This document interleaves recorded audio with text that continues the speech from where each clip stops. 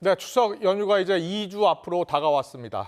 응급실 운영에 차질이 빚어질 것이란 우려는 계속 커지고 있는데요. 실제로 야간 휴일 진료를 중단하는 대학병원 응급실이 늘고 있다고 합니다.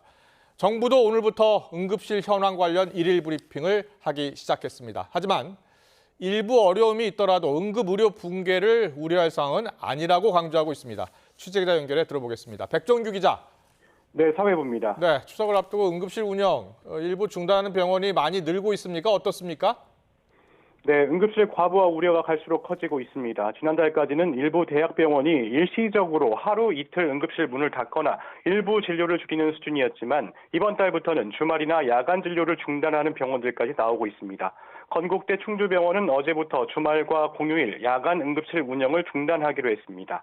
응급의학과 전문의 7명 전원이 사직 의사를 밝혔고 이 가운데 5명이 실제로 병원을 떠났기 때문입니다.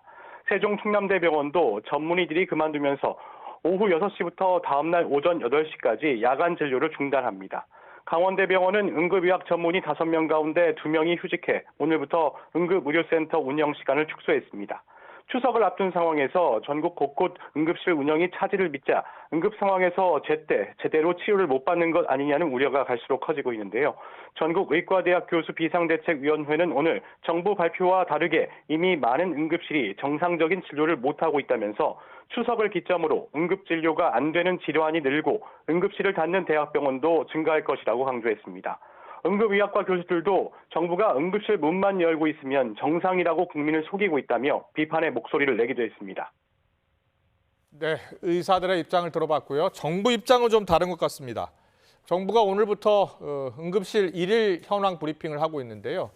오늘 브리핑에서 응급의료 체계 붕괴를 우려할 사항은 아니다라고 했죠? 네, 지금의 응급의료 공백은 관리 가능한 수준이고 추석 응급의료 대란 가능성도 적다는 게 정부의 일관된 입장입니다. 조금 전 진행된 응급의료 일일 브리핑에서도 박민수 보건복지부 2차관은 최근 일부 지역의 응급의료기관이 단축 운영하면서 관련 우려가 제기되고 있지만 전반적인 응급의료 역량을 종합적으로 볼 때 응급의료체계 붕괴를 우려할 상황은 아니라고 강조했습니다. 그러면서 전체 409개 응급실 가운데 406곳이 24시간 운영 중이고 27곳은 병상을 축소해 운영하고 있다고 설명하고 있습니다. 이어 응급실 근무 인원이 절반 이하로 줄었다는 건 사실이 아니라면서 전공의 이탈로 응급실에서 근무하는 의사들은 평시에 73.4% 수준이고 이 자리에 군의관, 공보위 파견, 진료 지원 간호사, 촉차기 채용 등을 통해 인력 보강을 하고 있다고 밝혔습니다. 또 지금의 응급의료 문제는 의료 인력 부족 등 오랜 기간 의료개혁이 지체되면서 누적된 구조적인 문제라고 언급하기도 했는데요. 전반적인 의료개혁이 근본적인 해결 방안이라면서 정부는 지자체, 의료기관과 최대한 협력해 지금의 위기를 극복해 나갈 것이라고 덧붙였습니다.